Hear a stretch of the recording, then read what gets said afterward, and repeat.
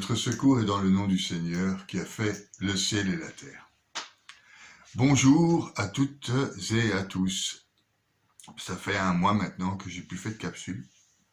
Et donc, aujourd'hui, je vais faire une petite réflexion sur les trois colonnes qui soutiennent le monde. La Trinité, on pourrait dire. En fait, ces trois colonnes datent, l'explication de ces trois colonnes qui tiennent le monde date de bien avant Jésus-Christ, à l'époque du grand prêtre Simon. Et le grand prêtre Simon, on le retrouve dans l'Ecclésiastique, donc dans Ben Sira, le sage, au chapitre 50. Il était un homme de Dieu, voué à la crainte de Dieu, à l'étude, à la prière et à la charité. Tout allait bien à l'époque du grand prêtre Simon. Je vous invite à lire ce chapitre 50 donc de l'Ecclésiastique. Simon, fils d'Onias, est le grand prêtre qui, durant sa vie, a soutenu la maison du Seigneur et, durant ses jours, a fortifié le temple. C'est par lui que fut tout fondé, le haut édifice du temple, le double bâtiment, ses hautes murailles. En son temps, l'eau coula des réservoirs. Il fut rempli abondamment, etc., etc. Il prit soin de son peuple. Il fut magnifique. Il élargit l'entrée du temple. Il fut orné de tout joyau. Enfin, le grand prêtre Simon était un homme de Dieu et à son époque, tout allait bien. La Mishnah explique que le grand prêtre Simon, c'est lui qui a formulé l'idée des trois colonnes qui soutiennent le monde. Et quelles sont ces trois colonnes ? Pour le grand prêtre Simon, c'est l'étude de la Torah, c'est la prière, et de l'autre côté, ce sont les actions, les bonnes œuvres et les actions. Bon, maintenant, depuis le grand prêtre Simon, 2800 et des ans sont passés, et nous avons eu d'autres prophètes, et nous avons connu Jésus-Christ, notre Seigneur. Et donc, il y a dans ces trois colonnes une chose d'importance primordiale, des fois dans la nuit des sens ou dans la nuit obscure, ou quand on se retrouve avec des doutes concernant notre spiritualité, on se demande à quoi ça sert tout ça d'être spirituel dans le monde que nous connaissons. Et donc, je vais vous rassurer là, concernant ces trois colonnes. Ces trois colonnes expliquent, si vous voulez, donc la connaissance, la prière et la miséricorde. C'est ce qui soutient le monde. Pourquoi ? Parce que avec la connaissance, on peut apprendre du Zohar, de la Kabbale, des écrits saints, etc. On peut apprendre que Dieu a créé les hommes, donc dans la Genèse, via la lumière, que la lumière fut. Mais ce n'est pas tout, parce que si la lumière fut, c'est qu'elle était déjà avant. Et qu'est-ce qu'il y avait avant la création de la matière, de notre terre, du cosmos? Il y avait déjà le monde des anges, il y avait le monde des âmes, et le monde de l'émanation. En fait, Dieu, par amour, a laissé un peu de place pour une création. Cette création est créée par amour, donc par justice et liberté. Mais vraie justice et vraie liberté. Ne pas confondre avec la justice des hommes, qui est une justice de meurtrier, et la liberté des hommes, qui est juste des passions désordonnées ou des désirs désordonnés. Je parle bien donc de l'amour et de la liberté divine qui nous a laissé place à la création, et cette création étant libre de se former, elle s'est formée. Elle s'est formée dans des limites, parce que la création est limitée par rapport, évidemment, à l'infini de Dieu. Donc cette limite étant déjà infinie, mais nous avons difficile à nous représenter le petit infini, le grand infini, le très grand infini, etc. Donc on va parler du petit infini, là où les émanations se sont organisées dans ce monde limité. Et en s'organisant, ils se sont organisés, le terme le dit, ils se sont classés, si vous voulez, et les sages d'Israël ont classé, ont défini 10 séphirotes, 10 attributs divins. Donc ils se sont classés d'abord par numéro, et ensuite par attribut. Donc l'attribut donc de la lumière céleste, Yod, He, Vav, He, le tétragramme, etc., a donné, évidemment, cet amour, a donné la sagesse, l'intelligence, la miséricorde, la force, la beauté, la victoire, la gloire, le fondement et l'ancrage, le malcoût de la terre. En fait, ces agencements ont été faits pour créer auparavant dans les cieux, c'est-à-dire l'Esprit de Dieu qui se mouvait au-dessus des eaux avant que la lumière soit, eh bien celui-là, celui de la création, de la création, de la création, l'organisation de ce qui n'est pas encore organisé, donc le tohu-bohu. Et donc, ils se sont organisés là en haut, cet espace d'amour a été organisé d'abord par chiffres, les 10 séphirotes, et ensuite par attributs. Et rien que ça a fait une sorte de fractal, de poupée russe, c'est-à-dire que chaque séphirote contient l'ensemble des attributs. Et donc, la Bible, l'esprit, les mots, la parole, l'amour et sa description a été inscrite dans les cieux. C'est ce qu'on appelle la Torah, la Bible, l'Esprit Saint qui emmène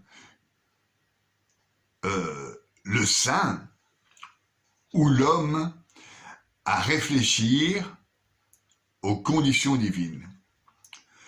Donc, la connaissance, les 3 colonnes de Simon le Sage, la première étant la connaissance, c'est cette connaissance-là dont je parle. La connaissance donnée par la grâce de Dieu et l'Esprit Saint. Cette connaissance nous fait savoir que les mots ont été créés dans les cieux, que cette Torah, cette Bible a été créée dans les cieux et que l'Esprit Saint continue encore aujourd'hui à écrire ces messages, si on veut, ces prophéties à l'ensemble des hommes, à condition évidemment que les hommes ouvrent leur cœur à l'entrée de l'Esprit Saint en eux. Donc, la première colonne est celle de la connaissance. Et cette connaissance vous fait appréhender que l'écrit, la parole, le verbe, logos, est déjà de toute éternité dans les cieux. Donc du fait de ce que je vous ai expliqué, les attributs qui se regardent, homme, femme, lune, soleil, n'existant toujours pas, mais qui se regardent et qui commencent à écrire l'histoire de l'humanité. La Torah, l'histoire de la spiritualité. Donc, premièrement, la connaissance. La connaissance ne va pas jusqu'à la Kabbale, elle ne s'arrête pas à la Kabbale, elle ne s'arrête pas à la lecture entière de la Torah ou de la Bible, ni à la lecture des écrits saints, de la Mishnah, du Talmud ou de Sainte Thérèse d'Avila, Saint Jean de la Croix, Saint Augustin ou que sais-je encore. Elle ne s'arrête pas du fait qu'elle est insufflée par l'Esprit Saint. Je vous explique, première colonne de Simon le Sage dans la Mishnah, chapitre 2, la connaissance. La connaissance du divin amène, par anamorphose, par jeu de miroir, à l'envie de parler à cette divinité. Et cette envie de parler à cette divinité, ça s'appelle l'amour. Cet amour, qui est engendré par la connaissance, cet amour nous envoie vers la prière. Le seul moyen de demander à quelqu'un de faire quelque chose pour vous, c'est de lui parler. Donc, la prière est le moyen de parler à Dieu. Il y a aussi 3 colonnes de la prière.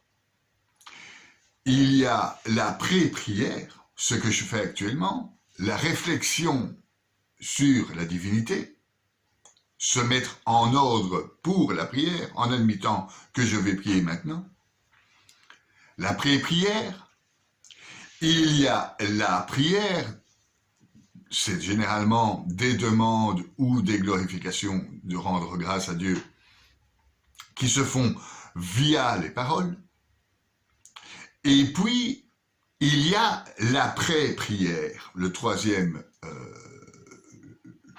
colonne. La première étant la connaissance, celle du fait que je sais que je vais prier.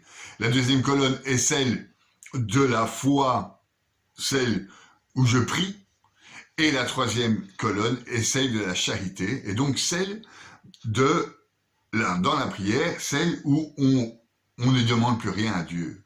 On est là en tant que serviteur, et on se présente à lui. Et il y a une sorte de vide sidéral, ou de brûlure générale, c'est-à-dire que c'est comme ça que les saints le décrivent, c'est ou bien une sorte d'abandon total au service et à la gloire de Dieu, ou bien l'esprit étant tellement fort à ce moment-là qu'il y a comme une sorte de brûlure qui fait qu'on oublie tout, rien n'est transcriptible en mots. Donc il y a 3 étapes dans cette prière aussi. Et il y a toujours ce chiffre 3 qui est finalement un chiffre qui tient l'humanité. Et venons-en donc à se tenir l'humanité. Et pourquoi la prière tient cette humanité? Elle tient l'humanité parce que je vous ai expliqué qu'en haut, la parole était. Et cet amour était.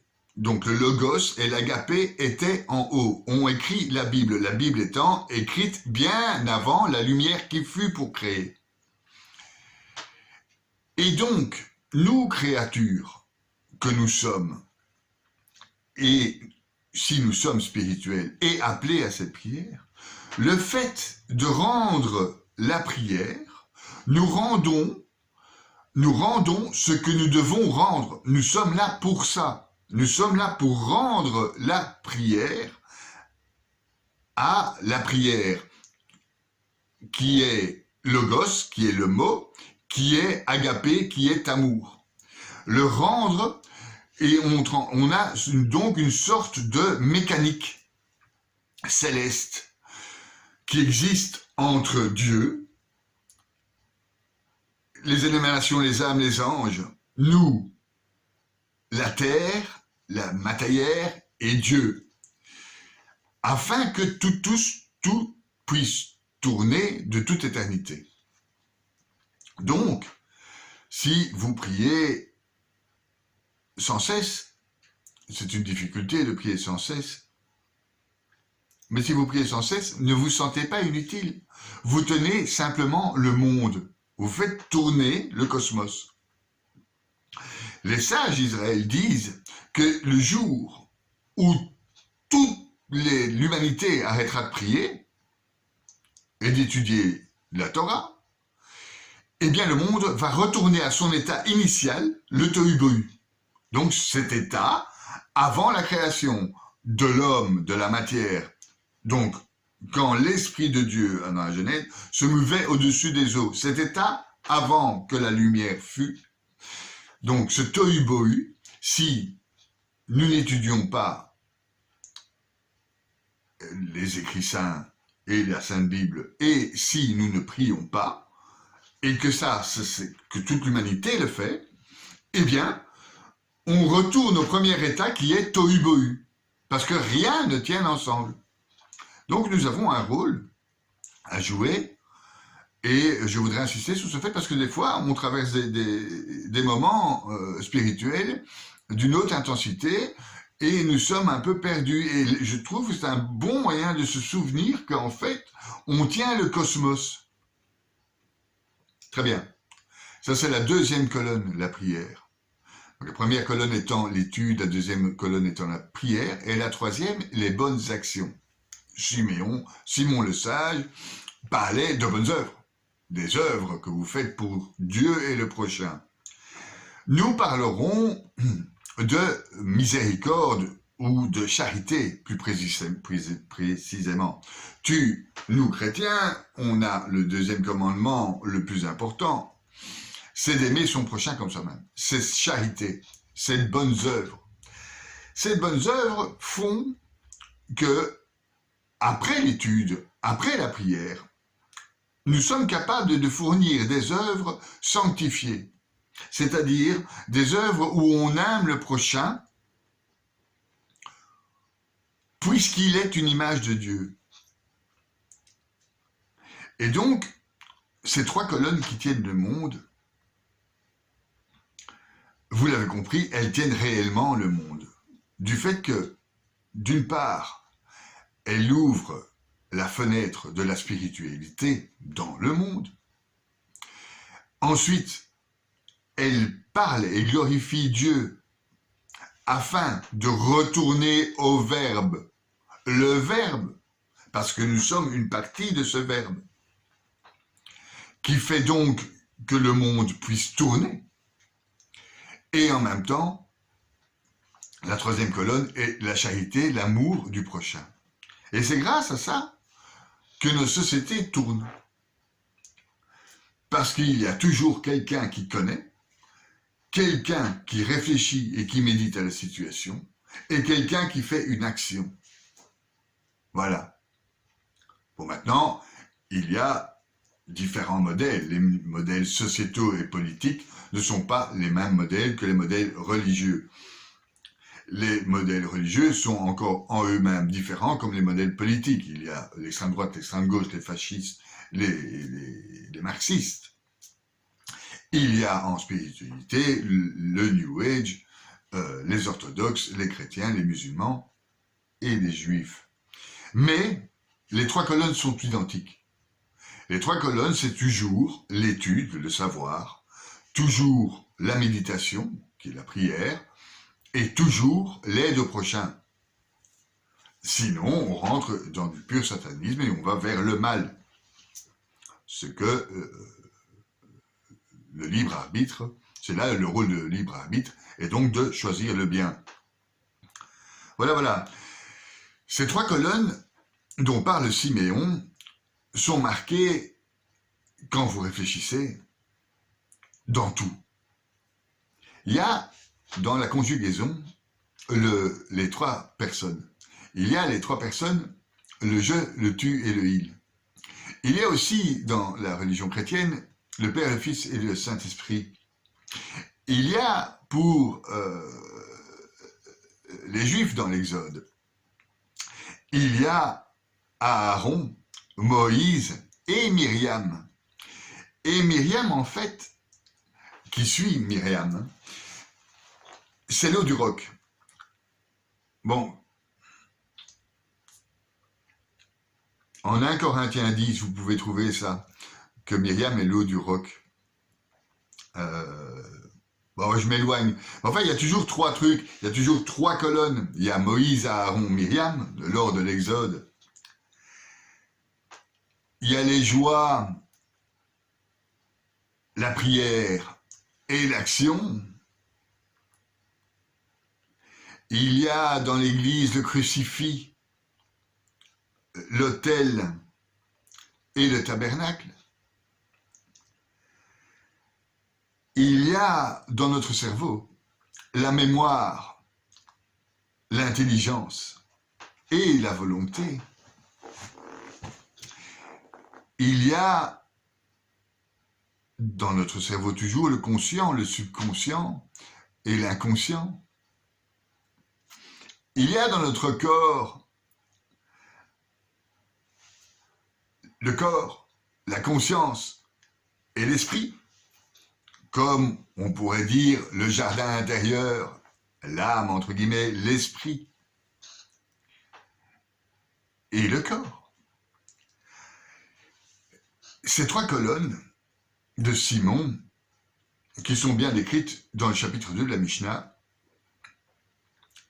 sont en fait les colonnes du monde, et vous l'avez compris, du monde chrétien sûrement, du fait que nous sommes trinitaires, du monde tout court sûrement, du fait de ce dont je vous ai expliqué, que en fait les mots, la Torah est écrite dans les cieux, elle crée la matière, mais cette matière a pour but de renvoyer l'image de grâce qu'elle nous a envoyée vers les anges. La Mishnah, toujours dans le même chapitre, dit que par grain d'herbe, il y a un ange qui pousse le grain d'herbe, qui le tape pour qu'il pousse. Donc en fait, le grain d'herbe lui-même a un ange qui tient ce grain d'herbe en responsabilité. Mais ce grain d'herbe, lui, a une mission envoyé par son ange, c'est-à-dire que vous devez rendre aux anges, vous devez rendre à l'âme. Bon nombre de contemporains rendent leur âme malheureuse en utilisant le libre arbitre pour faire le mal. Notre âme n'est que agapé, charité, et volonté forcément parce que l'amour est une somme de volonté. Et donc, dès que nous faisons quelque chose d'inverse ou de contraire à la vertu, nous blessons notre âme. Et donc, on en arrive en Occident avec des taux de gens qui prennent des antidépresseurs parce qu'en fait, ils ont blessé leur âme. Ils n'ont pas été vers cet agapé, vers cet amour, et ils ont blessé leur âme. Et donc ça, c'est la première colonne. C'est la première colonne. C'est la connaissance de soi-même. La connaissance de soi-même permet l'appréhension ou le dévoilement de Dieu. Et l'inverse, c'est-à-dire la connaissance de Dieu permet la connaissance de soi-même aussi. C'est un cercle cosmique. C'est une roue cosmique. Donc une roue qui part de Yod et Vav, le tétragramme, vers sa création, et de la création, la sanctification du corps pour créer le cosmos comme il est, vers de nouveau Yod et Vav. La sanctification et la glorification du Christ. La prière se fait non seulement en demande, mais aussi en glorification. Important de glorifier, vous n'allez pas tout le temps demander, toujours dans la demande, sans jamais glorifier. Donc en fait, rendez votre âme heureuse en respectant donc ces 3 piliers qui tiennent le monde et qui tiennent simplement votre être. Parce que vous êtes divisé en 3, âme, esprit, corps. Vous avez 3 colonnes. Vous devez vous connaître. Vous devez réfléchir à qui vous êtes dans le moi profond, savoir qui vous êtes vraiment. Il y a des gens qui vont chez les psychologues, chez les psychiatres, etc.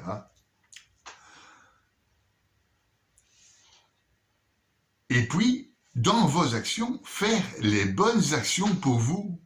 Mais vous ne pouvez pas faire de bonnes actions pour vous si vous ne vous connaissez pas. Du fait que vous ne savez pas ce que vous voulez. Et c'est le problème de la société occidentale qui est devenue aujourd'hui presque sans ancrage religieux. Voilà, on préfère évidemment aller sur Facebook, TikTok, regarder les petites fesses des gamines qui se foutent à poil sur les réseaux sociaux. Évidemment, c'est plus sensuel, mais c'est complètement déréglé. Et ça ne fait pas plaisir à votre âme. Et ça ne fait pas partie du tout des 3 colonnes de la connaissance. Donc, la connaissance de soi-même, la méditation sur soi-même et aimer les autres, c'est ce qui tient le monde. C'est parce qu'a dit Simon, excusez-moi, Simon le grand prêtre a dit, il y a 3 colonnes, l'étude de la Torah, la prière et les bonnes actions. Voilà, les 3 colonnes qui tiennent le monde. J'avais envie de faire cette petite capsule. Ouais, si vous avez aimé, n'oubliez pas de mettre un petit j'aime, parce que ça fait le recensement sur Google, etc. Si vous voulez que peut-être je peux vous aider sur un domaine ou l'autre, religieux évidemment. Si vous avez une question sur... généralement, c'est souvent des questions sur les anges et sur Enoch qui m'arrive ces derniers temps, et sur Melchisédek. Mais bon, donc, si vous avez des questions d'ordre religieuse, vous marquez en commentaire. Un petit commentaire de temps en temps, c'est sympa, parce que j'ai l'impression de parler tout seul sur le net. Bien à vous, je vous embrasse, à ciao.